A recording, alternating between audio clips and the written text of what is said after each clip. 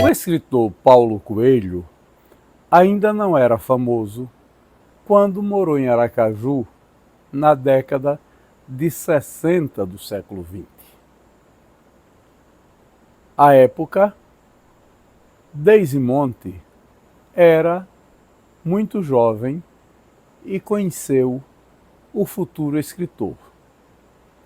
São muitas as histórias que cercam a passagem de Paulo Coelho pela cidade de Aracaju.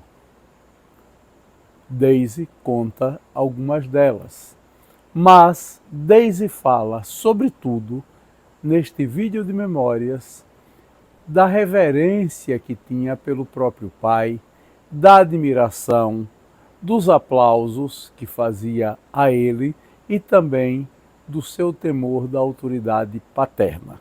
Outra coisa da avenida é que eu conheci Paulo Coelho na Avenida Augusto Mainá, sabe? E eu tinha muito medo dele, porque ele é careca hoje, mas ele não era careca não, ele tinha cabelo grande. Ele é baixinho hoje, mas ele era altinho para mim. Ele usava tamanco que comprava na feira, que era toque. E ele vivia na casa de seu Clodomir, que era... A gente só conhecia Ana Lúcia, mas Ana Lúcia não vivia na casa da mãe.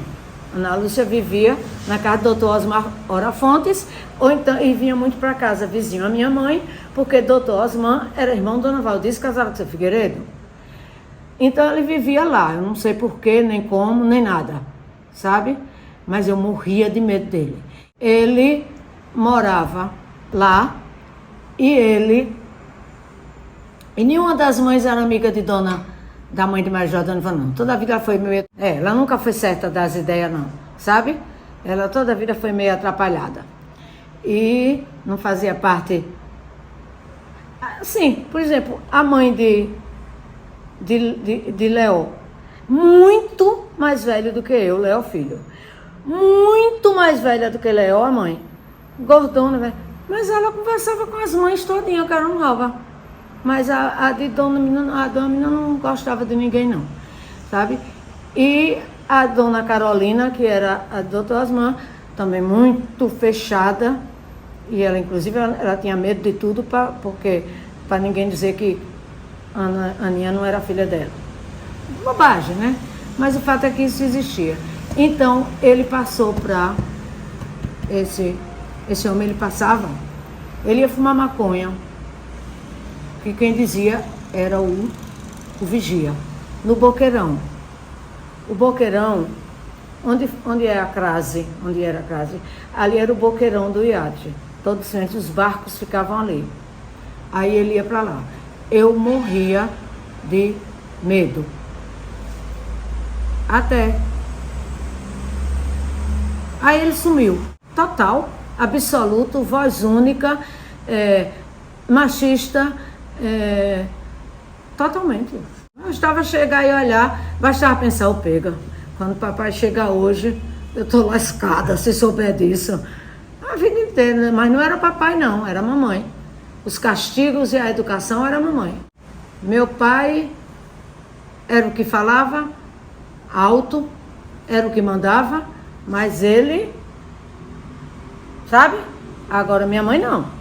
Minha mãe, as notas da escola, boletim, sabe? Papapá, papapá.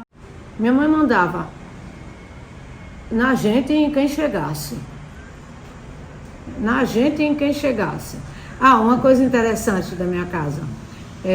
A minha mãe não nasceu para viver a vida que ela viveu. Minha mãe não nasceu para ser dona de casa.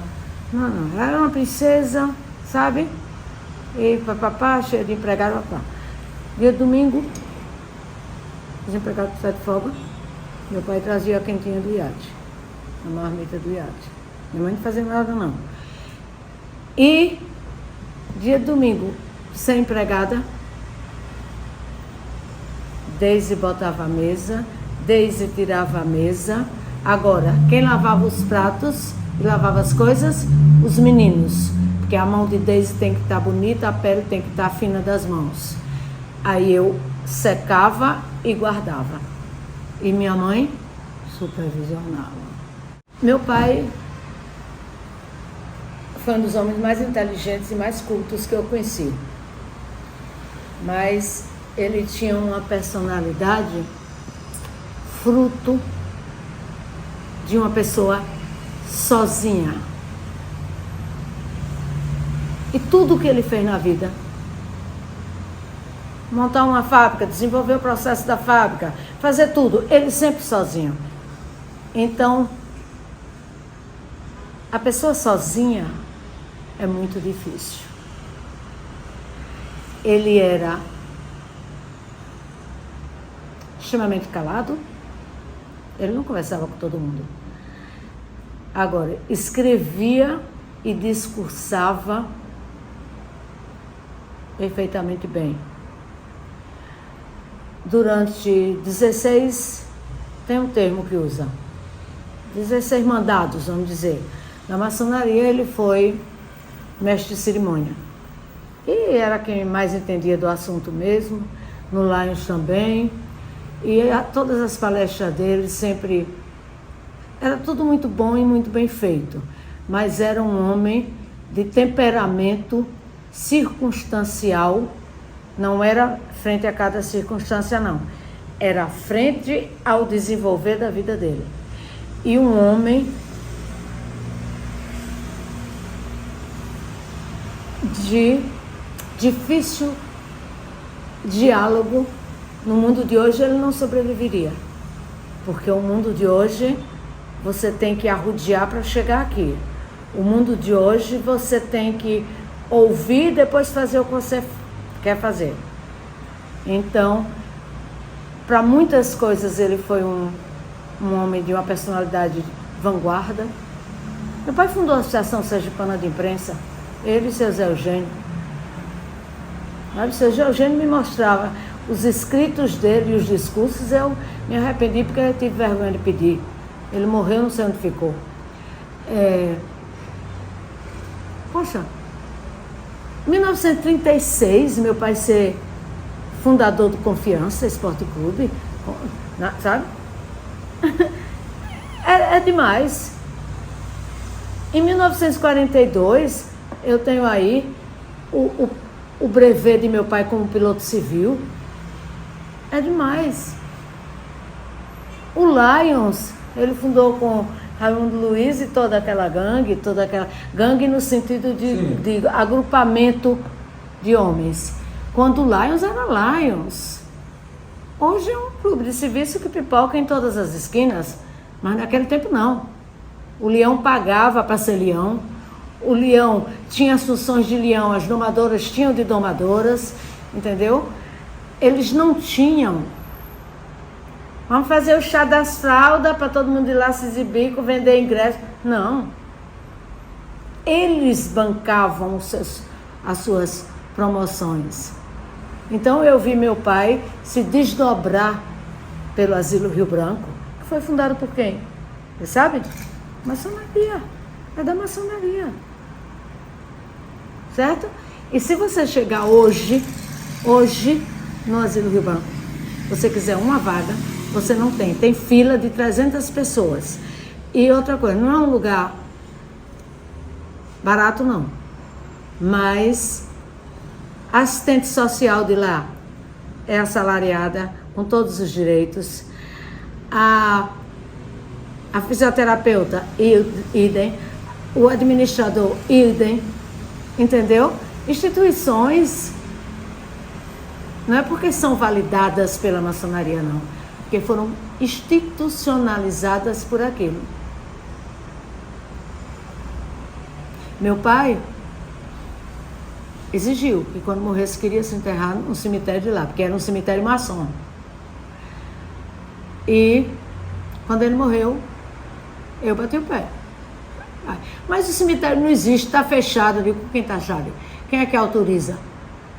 Quem autoriza é o governador. Eu morava aqui. Aí uma pessoa disse, eu vou. Uma pessoa da maçonaria. Foi, falou com o governador, trouxe a chave, abriu os cadeados, o mato comendo tudo. Se botou o corpo de meu pai lá dentro, se fechou no escuro, sem luz, sem nada e pronto. 2 meses depois, legalizei tudo, legalizamos tudo, fomos lá, tiramos, levamos para o mausoléu da família. Mas ele quis ir para lá, ele foi lá. Sabe? Ele foi lá.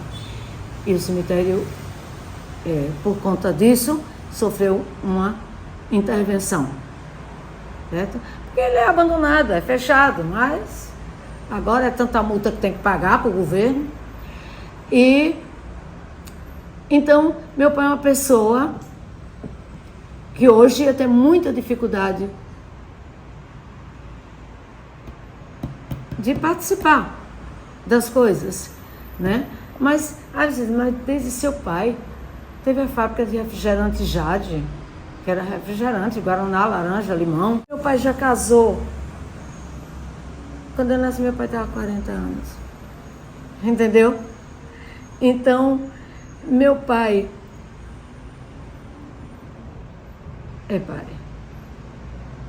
Meu pai é primo carnal de João de Andrade Garcês, que foi governador. E na casa de João tem Lourdes, as meninas todas. Lourdes, Analice, Tereza, Celeste, Arnaldo Garcês Filhos, né, quem chama de Arnaldinho, Amintas Garcês, João, papapá.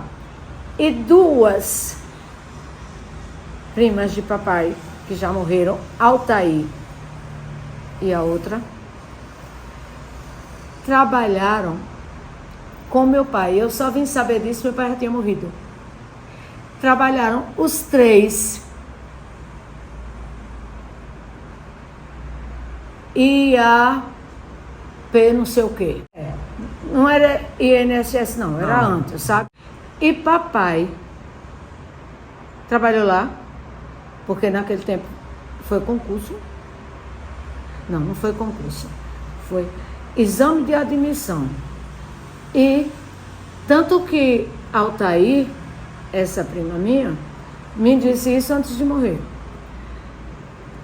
Altair se aposentou lá. E papai disse, não, aqui não dá pra mim não gosto de serviço público não. Então eu sei coisas de antes, assim, eu não sei o que meu pai fez no Rio antes, sei que teve boa vida, mas porque por causa do meu avô, né? Mas você entendeu? Meu pai estudou o Museu da Gente Sergipana, era um colégio. Meu pai estudou ali. Eu tenho fotos de meu pai, naquele tempo não tinha academia não. Meu pai com a farda do Ateneuzinho, fazendo musculação no Ateneuzinho. Ele confeccionava os pesos, as coisas, levava para o Ateneuzinho, ele e os colegas tudo fazendo. Então, porque é diferente de você ter um pai, como os meus filhos tiveram, com 30 anos meu marido já era pai de todos, entendeu? É diferente, eu vivi a Jade. Agora, dia 15, a secretária dele da Jade, Helena, que mora no Rio, vem para aqui para minha casa. Ela era a secretária dele, uma menina muito pobre do bairro Santo Antônio, sem pai, sem nome de pai no registro, nada. Meu pai botou ela para estudar, sei lá, fez comércio. Eu sei que ela fazia tudo no escritório. A mesa dela era aqui, a de meu pai encostada na parede, era um tabado assim, na rua São Cristóvão, e eu na cadeirinha junto dela, sabe? Dia 15 ela chega. E meu pai tinha muita preocupação com ela, aí meu pai me contou, eu já estava casada, que ela estava vendo a hora de acontecer o que não prestava com ela. Ela, nada. Aí, ela dizendo a uma amiga e meu pai ouviu. que um homem velho me perturbando e dizendo isso, e me convidando para isso, e me convidando para aquilo. Meu pai não teve dúvida. Pegou o senhor Romeu, o motorista, e disse: senhor Romeu, descubra o nome, descubra quem é esse homem. Aí, senhor Romeu, ele é carioca, está aqui no Hotel Sul-Americano. Aí meu pai disse: então você vai lá e leva esse bilhete a ele. Então, o bilhete botou, selou, carimbou, mandou. No outro dia, 3 horas da tarde, o homem chegou na maçonaria, porque meu pai chamou. Perguntou o que é que ele fazia. Ele disse: eu sou coronel do Exército. Estou me reformando, porque foi meu primeiro trabalho, foi. E papapá, sou viúvo. Eu pensei: então, você pegue sua mala e vai embora. Porque a Helena é pobre, não tem pai, trabalha para sustentar ela e uma irmã que não quer nada, porque já está errada. Aí ele disse: não, mas eu quero, sério. Meu pai disse: não, sério é você dizer o que é que você tem, me mostrar seus documentos e marcar o casamento. 8 meses depois, meu pai levou ela no altar, vestida de noiva. Levou, eu tenho foto. Ela no altar, vestida de noiva. Helena foi pro Rio. Helena tem uma filha. Ela não botou Deise, mas botou Débora. É enfermeira, trabalha no hospital, na rede pública no Rio, está em via de se aposentar. E, então, sabe, eu tenho lembranças nítidas da Jade. Não é pela Jade, que eu não bebia refrigerante, meu pai não deixava. Era Helena. Entendeu? Ela é Helena. Então, é o que eu me lembro. Meu pai era um empreendedor nato. E, por exemplo, ele passou 28 anos sendo superintendente da Sul-América Seguros. Entendeu? Um dia desse encontrei com o seu Henrique. O seu Henrique disse: Deise, todo ano eu lembro do seu pai. Porque desde que eu menino, olha, seu Henrique, menino, os carros de meu pai e das empresas eram só um monte. Ninguém se preocupava com nada. Era monte. Monte não fazia nada que não avisasse. Monte dizia: olha, daqui a um mês vence isso desses tais. Casas, apartamentos, carros, todos os seguros. E foi assim a vida inteira, sabe? Eu acompanhei muito, foi meu pai maçonaria, meu pai Lion, Leão, sabe? Daí o meu bem-querer com Raimundo.